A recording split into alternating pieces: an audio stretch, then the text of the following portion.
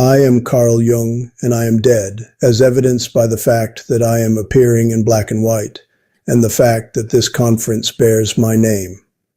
One would think that those 2 lines in my resume would be enough to secure a formal invitation to a conference labeled Forever Young. You are living in a challenging time, and as usual, I am happy to help. So when Doug and Tami invited me to participate in their 45-minute The Soul and Death presentation, I delightedly agreed. After all, I am not extremely busy nowadays, and I now have experiential knowledge about both death and the soul. During the time I spend in my physical body, I claimed that death is simply a transition rather than an end, and it is deeply connected to the process of personal and spiritual transformation. I now know much more about it, but you will have to wait and experience it by yourself. For now, I invite you to join Doug in person, Tami virtually, and me spiritually, to suspend disbelief and dive into a world of images, association, and imagination. It is in this space that we can form a deep connection.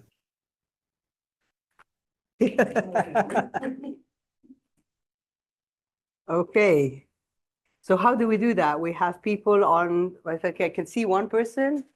Yeah, and we want to face this way because the camera's this Oh, way. we want the cameras here? Yeah, yeah. We seem to be having another person.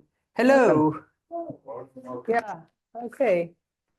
So the camera is like this? Okay. Well, thanks God we don't have to see ourselves. So, yeah. Death is everywhere because we were planning to do this presentation. We thought about, if we're going to have 50 people, we'll be able to deal with it.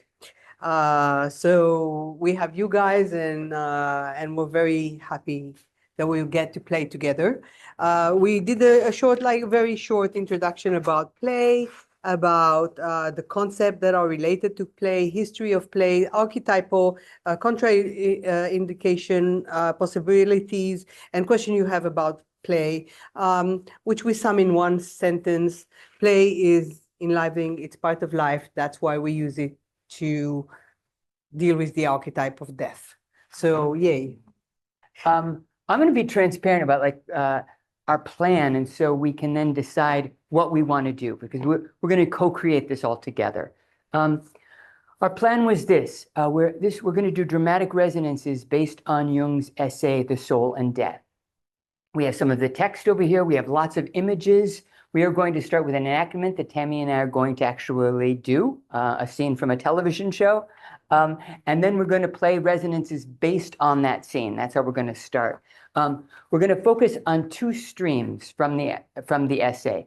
And this is because a lot of the essay is about grief, about existential angst, and we want to create a brave co-creating space. So we're going to kind of take grief out of the mix. We're not going to invite grief into the room, and we are going to focus on 2 elements. The archetypal stream of playing with the mysterious, not knowing what is on the other side of transformation, in death, after death, and the pragmatic realization that we are inevitably going to die, that every single one of us is inevitably going to die. So we are going to kind of focus on those 2 streams. For those of you online, I'm so glad that we were able to open up the space so you can see. So you'll see the little play that we're doing. When we start to do emotional orchestras, we will invite you in. So you'll be able to participate and play at that time. You may want to turn your cameras off while we're doing a little play. I see you all have your cameras off now. That way, you'll be able to focus on the play and not see yourselves behind us. If you recognize that while we're doing something, you start to get an emotional charge, let us know, particularly with such a small group. We'll be able to read it probably in the room. And with such a small group, we'll probably be able to hold it really tightly. But we won't be able to necessarily see what's happening online. So for those of you online, I really want to encourage you to practice self-care if you're alone, and practice community care if there's somebody else there and something is emergent. But like I said, we're not going to focus on the affective and the emotional. Let's see, is there anything else I wanted to say before we started? No, I think we're good. We're in the scene. We're going into the scene, right? Yes. So we were going to start with a different thing, but then this week, Robert Redford passed away, the actor and activist. And I was reminded on Facebook of something that he did early in his career. He was in an episode of The Twilight Zone, my very favorite television program. This episode aired January 6th, 1962, 6 months to the day after Jung died on June 6th, 1961. I want to encourage everyone who has not read The Soul in Death to read it and then watch this episode. We are only going to enact the last part of the episode. We're going to fill you in a little bit what you need to know about the story, but we are not going to give away all the twists that come throughout the story. This episode is an embodiment and enactment of everything that is in Jung's essay, so much of what is in Jung's essay, that grappling with fear, the existential angst, the grief, all of it is present in this episode. This episode, the main character is a woman named Wanda, an elderly woman who has barricaded herself in a basement tenement apartment. And she's doing this because she has seen the face of death everywhere as she has gotten older. She always sees the face of death as a young man, and she recognizes this. She believes that whenever she encounters a face, but the face is always changing, so she's never certain, is this death? This is why she's kind of barricaded herself in her apartment. She has her groceries delivered. She has the banker bring her money. All of this stuff, she doesn't go out of the apartment at all. She's even set up her bed so that she puts chairs around it, so if death comes in, she can prevent death from getting to her. What has happened is a young, handsome cop. I'm going to ask you to imagine I'm closer to Wanda's age than I am to Robert Redford when he did this episode. I'm going to ask you to imagine a handsome Robert Redford at 27 years old when I am playing the part. So very different from what I look like. Not that difficult to imagine. We're going to pick up at the end of this scene. So what has happened is this, at the beginning of the very first moments of this episode, she hears a clatter outside of her apartment and a gunshot. And because she's in the basement tenement apartment, the body collapses down the stairs right in front of her door and is pleading, please, if somebody's in there, come help me, come help me. And he convinces her to bring him into her apartment. Now remember, she's barricaded herself. She hasn't had any company. So the most of the episode is about the deliciousness of the discourse that happens between them.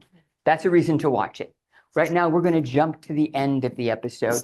So I've introduced myself as Harold Belden, a detective. She has helped to bandage me up.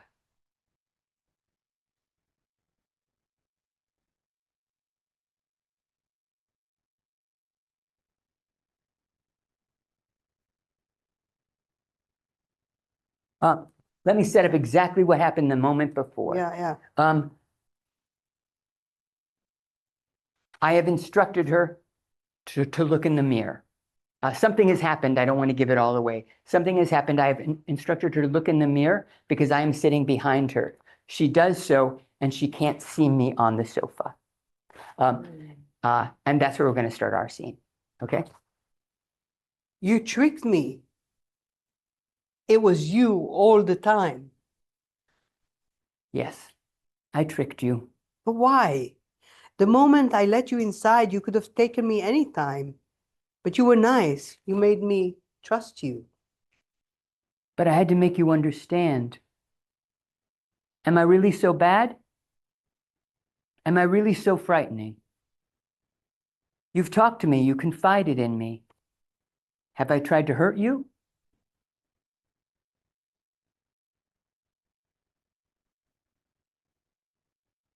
It isn't me you're afraid of. You understand me. You're afraid of the unknown. But I'm afraid. Don't be afraid. The running is over. It's time to rest. Give me your hand.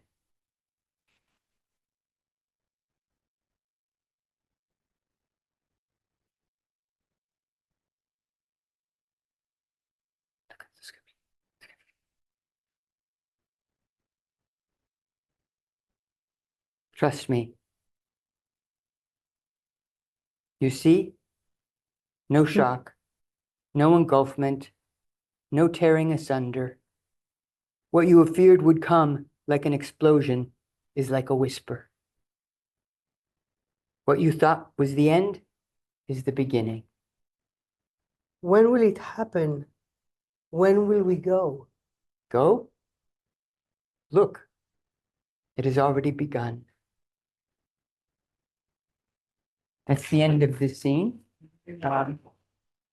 Clearly, the detective was Death himself, was Mr. Death. It's the episode of The Twilight Zone. Let me give you the title and the episode number.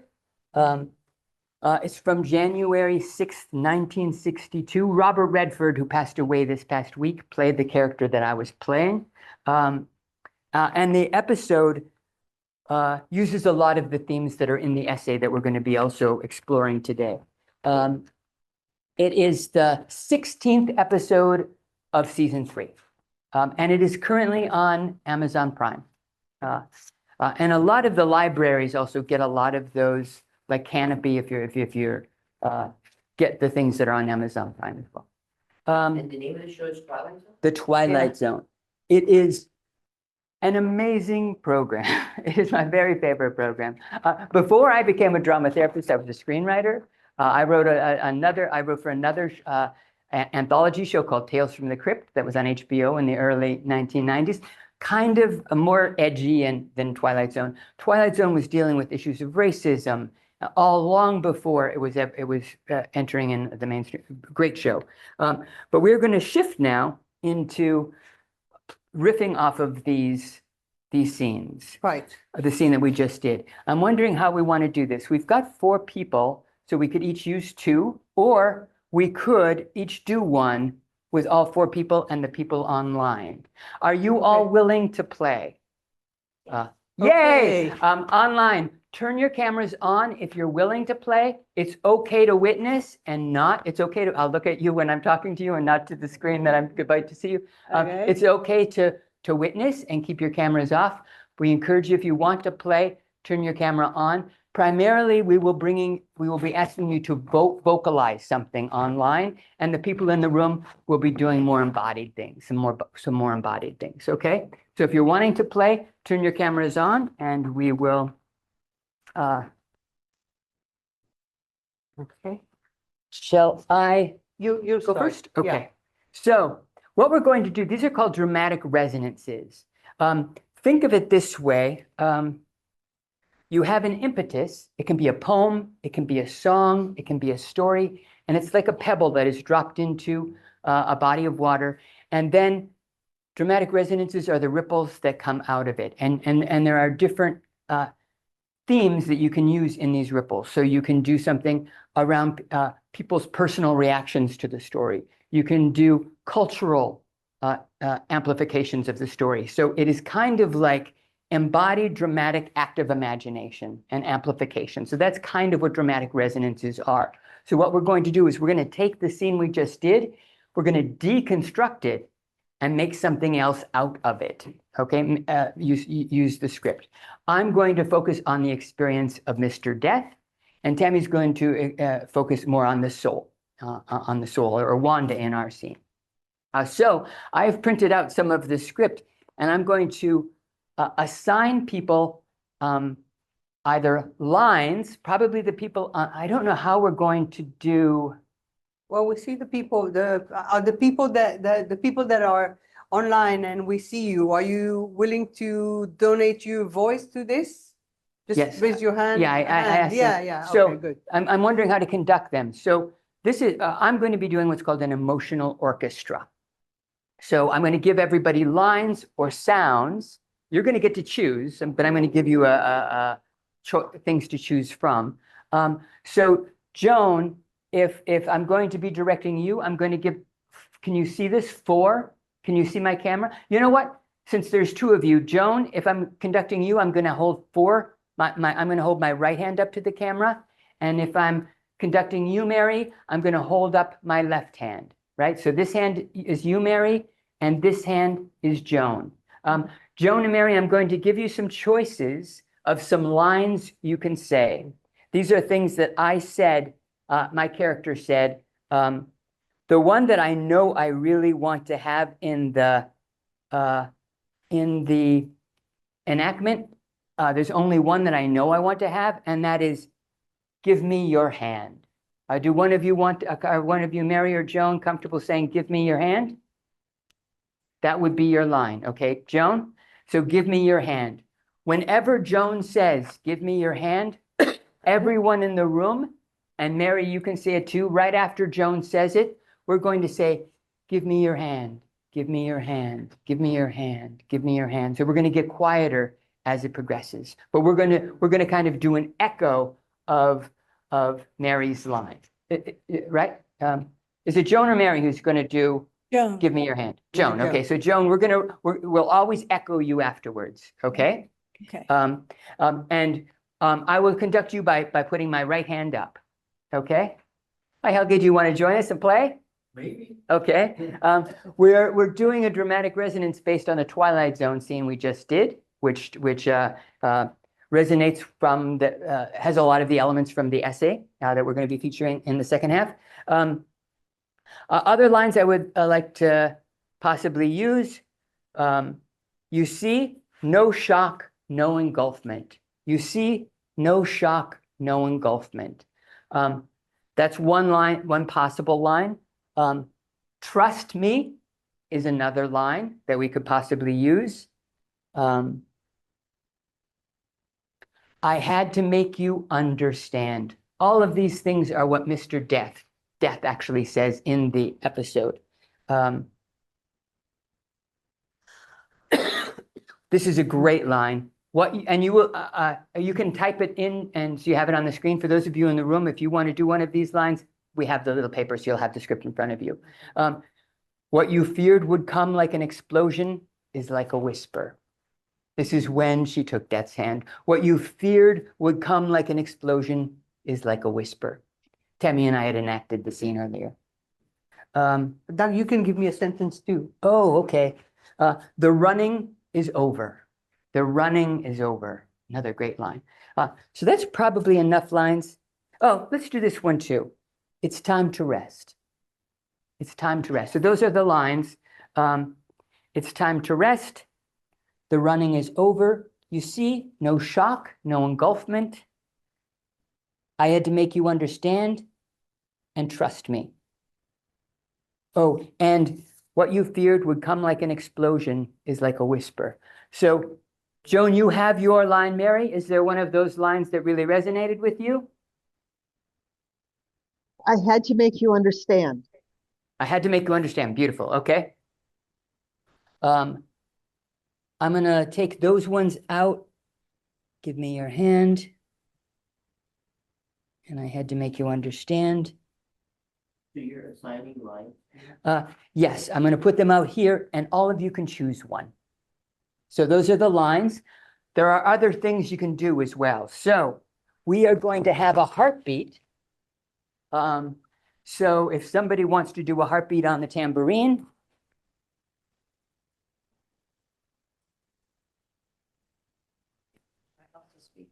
You can also have a line if you'd like, yes. We will also have, and if anyone online has some kind of sound or thing you think would be cool, you can also bring it into the room. And we'll also use this if somebody wants to use these. Again, these are all, this is all, we get to decide what we're going to use. This is because this is a co-creation. So what isn't being used? Okay. I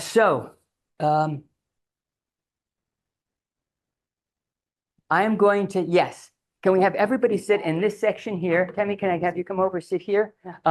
I am going to be a conductor, and it's going to be just like a choir. Can I sit on the ground? Yes, you absolutely can. I also want, if we have any vocalists in the room, you know what? Maybe I'm going to give everybody another one.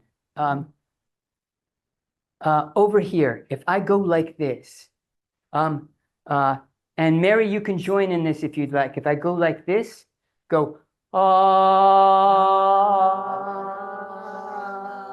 Good. And over on this side, if I go like this, oh. Okay, okay. First off, I want to hear all of your lines. Okay, so when I hold up my hand like this, Give me your hand. this is you, Mary. I had to make you understand. Give me your hand. I had to make you understand. Okay, and let's hear the people in the room. Should I pick a different line? Because I picked, I had to. Oh, yes, thank you. I'm sorry, I thought I took it up. Would you mind doing this one? What you're afraid of is the unknown. The running's over. Yeah, you can say the running is over, which is what I said, but that's from the actual script. Trust me. What you feared would come like an explosion is like a whisper. It's time to rest. Okay, so if I point to you, you will say that. And I may go like this, and I may do this to you, Mary or Joan, where I'm holding up my hand and I will go like this to be louder or Yeah. softer, Okay. okay? And if I go like this, then you can give us the heartbeat, okay? Is anybody else wanting to do? I have lots of musical instruments we can use. If anybody else wants to do something else, okay. Come over and choose an instrument. There are the bells. And there is this, there's one. This one is lovely too. Thank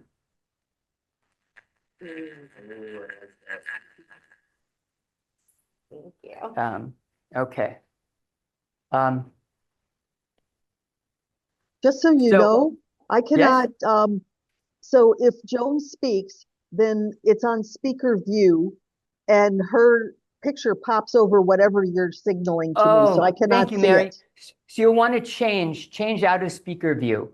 While we're doing this, do you know how to do that? You go up into the upper right-hand corner of the Zoom window and choose, I think it's gallery view. That's what That way I, you'll get to see everything.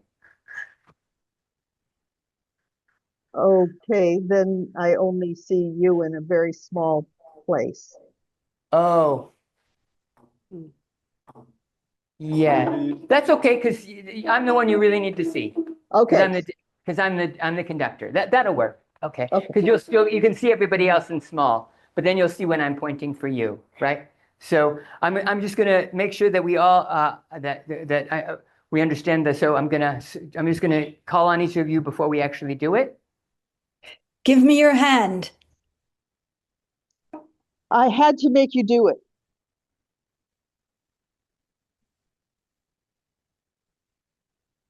I had to Can you make s- you understand.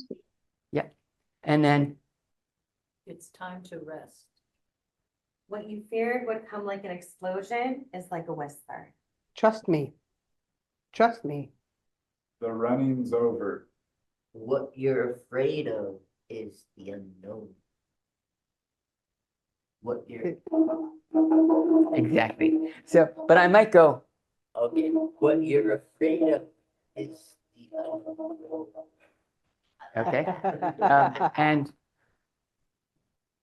oh, so Okay, yes, sorry. this is the ooh, Okay, and this is okay. the ah. Good, good. See, this is why we need practice because usually everybody would only have one role, but you all some of you have 3 roles. Okay, so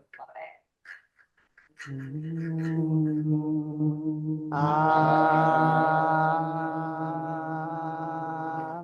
Okay. This is your line, and then Oh, the I'll go line. like this if I want the noise. Okay.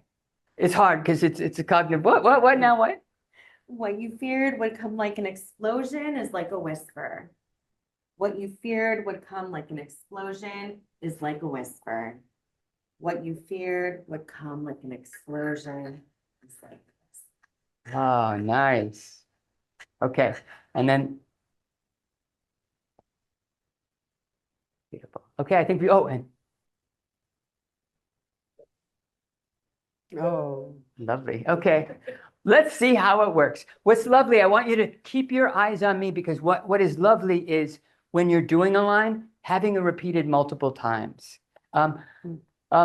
We already have you all doing so much that I said earlier we were going to do an echo. We're not going to do the echo because you're already doing way too many things. So let's drop the echo. There's the oohs, the ahs, the musical instruments. And then if I'm pointing to you, I'll point to you and I may go up like this, or I might point like this. And then if I want you to play the instrument, I'll go like this. It's a lot for me to remember too, because usually when I'm conducting, I'm not conducting this much stuff. Is everybody ready?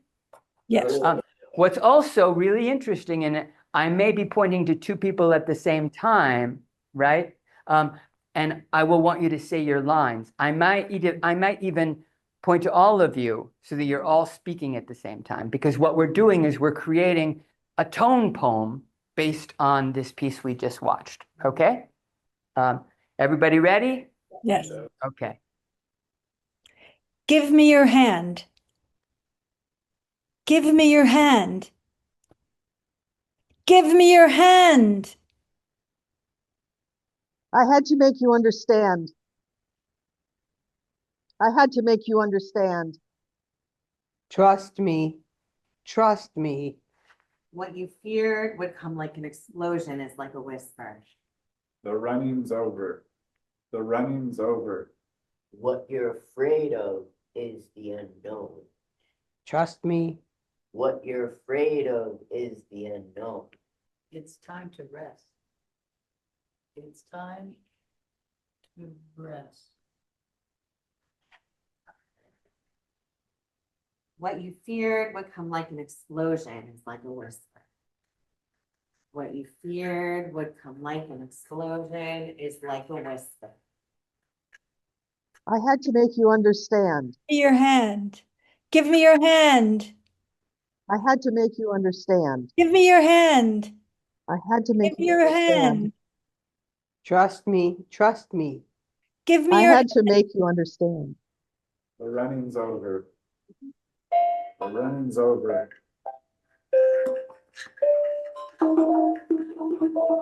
Trust me. Trust me. Trust me. Running's over. What you're afraid of is the unknown. Give me your hand. I had to make you understand. Give me your I had hand. to make you understand. Trust me.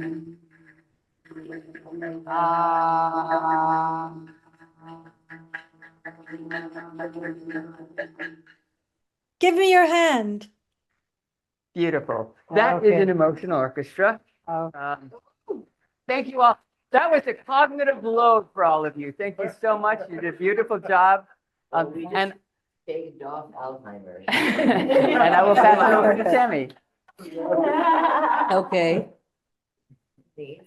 Okay. Thank you, Mary and Joan. Yay. Appreciate Oh, you. yeah, no, like, yay. It's kind of difficult. So what we're going to do now, we're going to do an orchestra about the soul.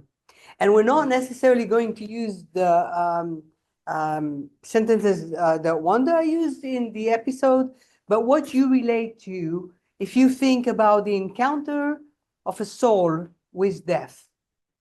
What would the soul say?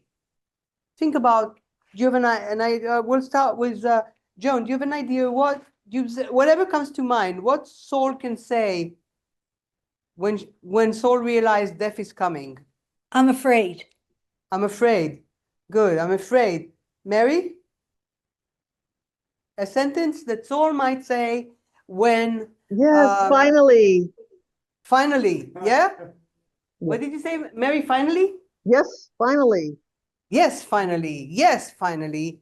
I'm afraid. So let's listen to them, and when I do here that would be, Joan, is that clear enough?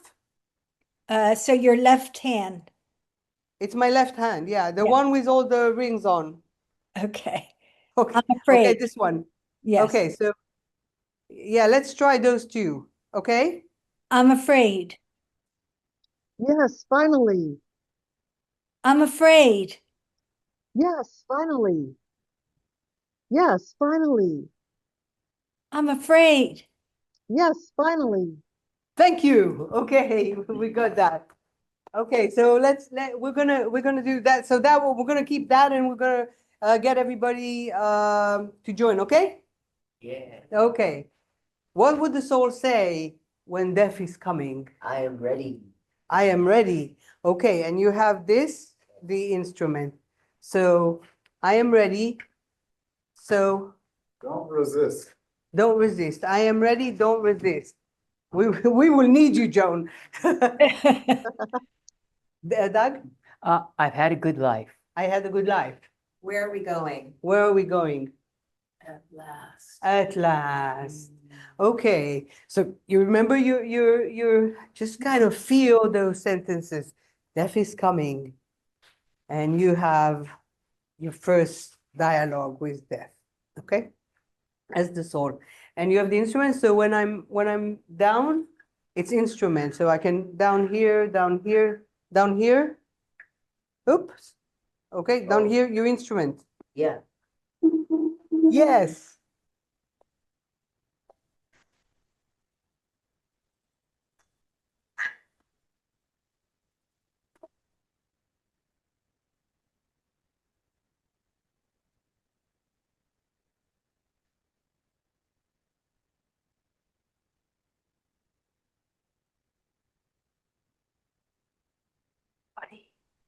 But death is coming.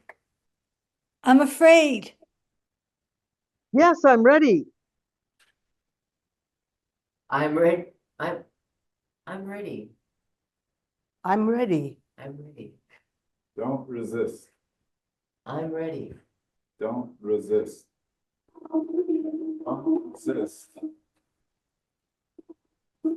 Don't resist. Don't resist. Don't resist. I've had a good life. I'm ready. I've had a good life. I am ready. Finally. Oh, that's okay. I mean, Joan, are you not afraid? I'm afraid. Okay, as you should be. Death is coming. Okay. Okay. Where are we going? I'm afraid. Finally. At last. Finally. At last. I've had a good life. Where are we going? I've had a good life. Where are we going? I am ready. I'm afraid. I've had a good life. Where are we going?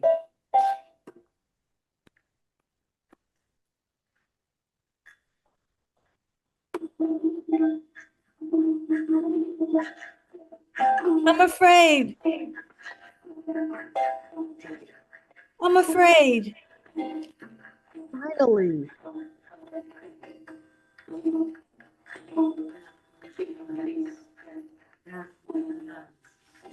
Where are we going?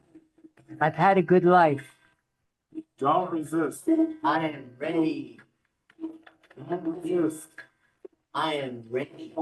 I'm afraid. I'm afraid. I'm afraid. I am ready. Don't resist. I've had a good life. Where are we going?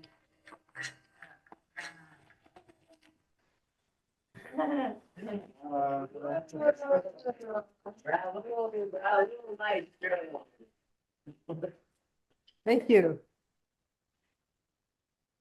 Let's Okay. see, where do we want to go from here? We had a whole program planned, and I'm wanting to know where all of you would, since we're such a small group, I'm thinking we have, how much time do we have? 17 minutes to the very end of the session. 17 to the very, very end. Yeah, To the end. technically 2 minutes until question and answer. Perfect, okay. Okay, so let's see what resonated, what came up. I mean, it is a dramatic meeting, death and the soul. So what came up for you around, again, it's not about grief, it's about that meeting, the soul and death.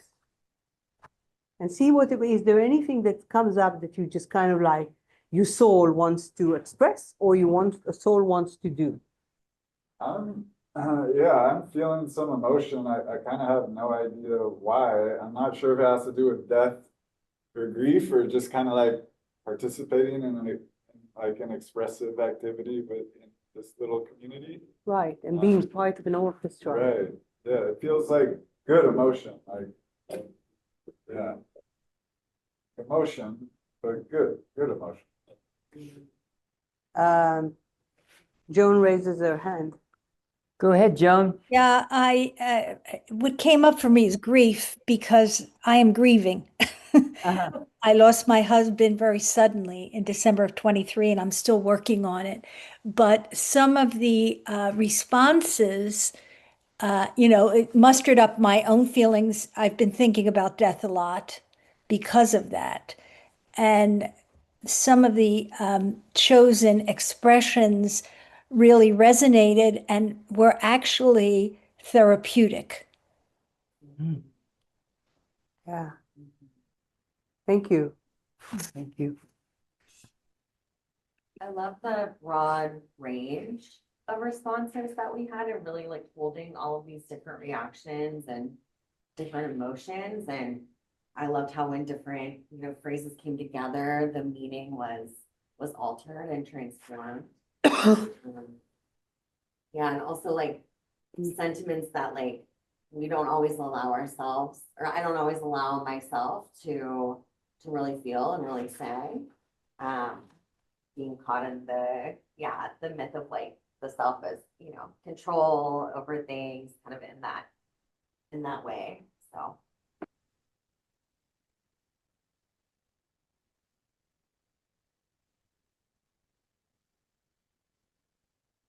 One of the things in Jung's essay is honoring the approach of death or the descent into illness as meaningful as the ascent of life, right? We make so much of the rearing of the child, the launching into a career. The beginning of life has so many meaningful ways that we mark it. And that we can also, particularly for those of us in the latter part of our life or people who are contending with illness, to create those same kinds of meaningful experiences in the descent. I'm curious if people have any reflections. Marie had something on the chat that I wasn't able to read. Can we hear what Mary said in the chat? So I thought we were getting into the question and answer period, so I asked people to direct their questions in the chat. Then I realized because Joan had directed her question in the room, I said, that was not directed at you, Joan. I'm glad you spoke into the room. Oh, okay. Okay, thank you. But we can hear you, so we can hear you perfectly well, and we're a small group, so feel as if you're here with us, because you are. Yes, we feel you. We Yeah. feel your proximity through the distance. There's a few more people that have joined, so Okay. I'd prefer to have the questions come through the chat. Okay, thank you. Let's leave the last 5 minutes for questions. If people have questions about why we chose to do the things we did, or what something might mean for somebody, we are really more interested in. This has been such an intellectually crunchy and wonderful conference that we were really wanting to bring it into the body and into expression. And so we're kind of rather than, I hear that throughout the conference we were talking about this, how people's voices, they say, I have a really quick question, and then they go on for 3 or 4 minutes. This has happened again and again. I think it's because people feel like their voices are strangled. I'd rather hear from you than you hear from more from Tami and I. So that's our whole idea in that we are open to answering any questions you have, much more interested in the reflections you're having. And quiet. Yeah, I can jump in. I noticed a little cynicism to the Jung that you shared with us, Doug, of honoring the descent. I also lost a family member December 2023. It's my dad's brother, my uncle, who I share, we're both sensitive souls kind of, and he had a mental health crisis and committed suicide. So when, I think that's, where the cynicism came, honor the descent. I mean, that was so ugly and painful and difficult. And I know, I mean, being into Jung, I agree that if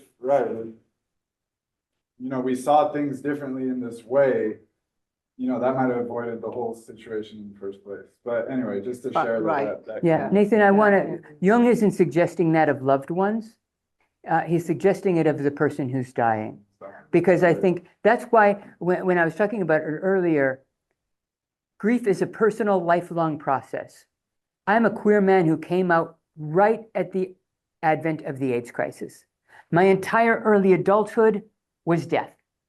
I have a grief has a home in my body, right? And so we know that. It's a very different thing for us to be affected by somebody else's death. And Jung's essay is really focused on how do we contend with our own death? How do we contend with our mortality, knowing in a very pragmatic and practical way, and yet there are these signs from people who have near-death experiences, or I have had many encounters with people who have passed, encounters in the room. How can we contend with these things? It seems like we also live in eternity, and there is an immortal part of the soul as well as a mortal dimension. And that's what Jung is speaking. So Jung is not talking about making meaning out of feel your losses. I don't want to mix those messages. We feel our losses. I have a notion. I'm just kind of like, maybe we can make an orchestra out of people's wish. What would their soul would want to see?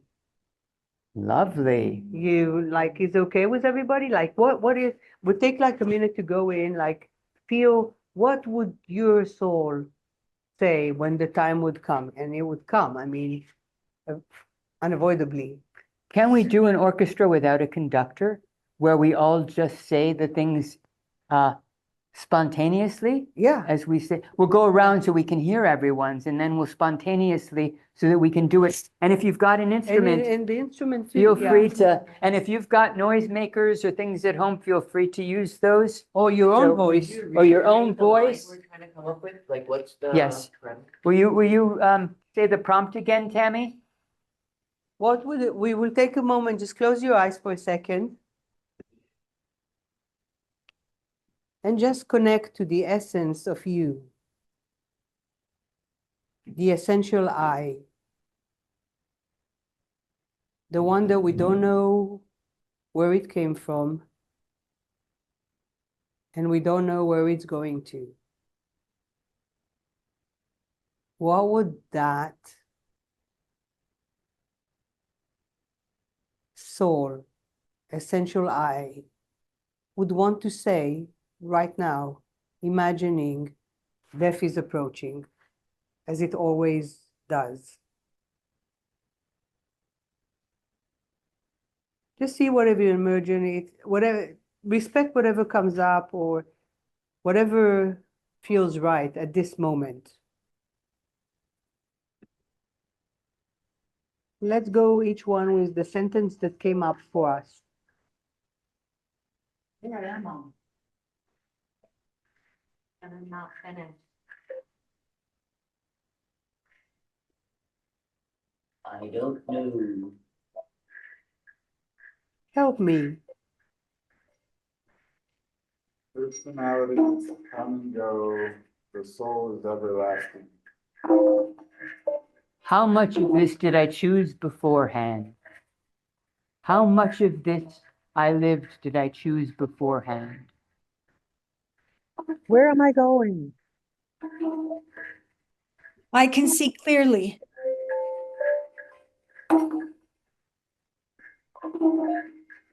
How much of this life did I choose before? Help me. I'm not finished.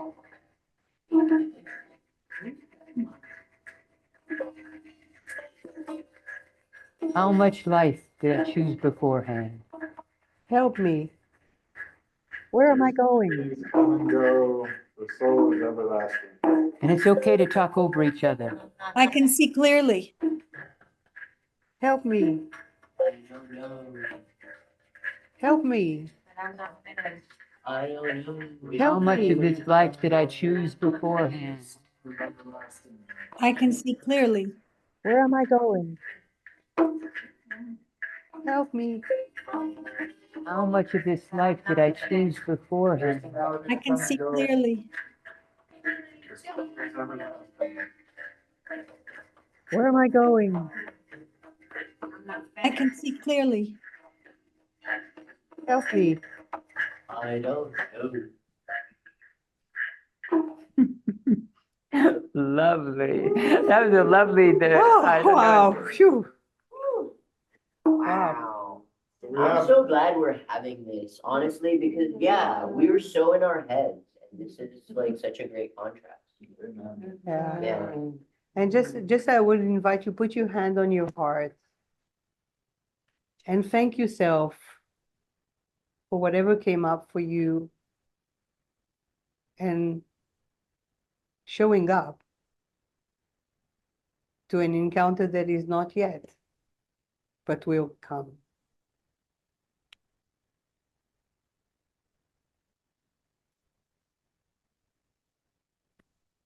Appreciate you all. Appreciate the witnesses who have kept their cameras up but who are still present with us. Thank you, everyone.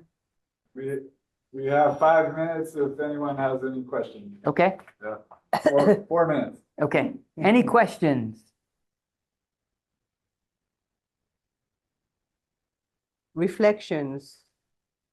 Do you all host or facilitate or hold workshops locally?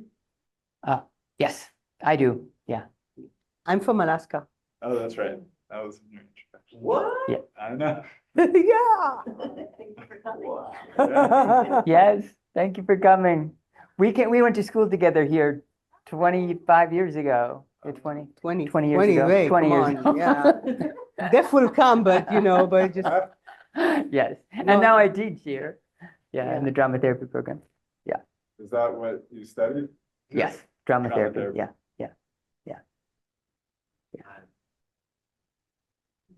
I'm just curious, how does it feel to just connect to that notion of a soul encountering death? I mean, because for me, it did bring, even doing it now, something pretty emotional.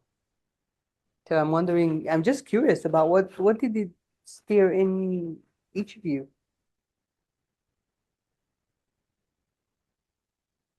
I've thought about it in relation to other people thought about it, but feeling it in relationship to myself, it felt uncomfortable, but then also safe at the same time. I'm sitting with like a lot of tension, like Mhm. right here at like the front of my throat. So perhaps more to say, more to express around it. Yeah. It's a good idea to journal after experiences like that because it's very different to listen to ideas than to be embodied and allowing voices that comes from the inside. So that would be a big recommendation. Journal or talk or share. I noticed a good feeling sort of right after that last exercise of sort of like, hard exactly to put my finger on it, but sort of, I don't know, like a good feeling of being on a path of, more peace with death versus family members that I've witnessed that have really wrestled with it. Yeah. Journal or make art. That's a, Yeah. yeah. process Process in it. the language that is most you. comfortable Yeah. for you to process. Thank you all. Mhm. Sending out heart energy. Yay. Thanks, everybody. Thank you. Thank you.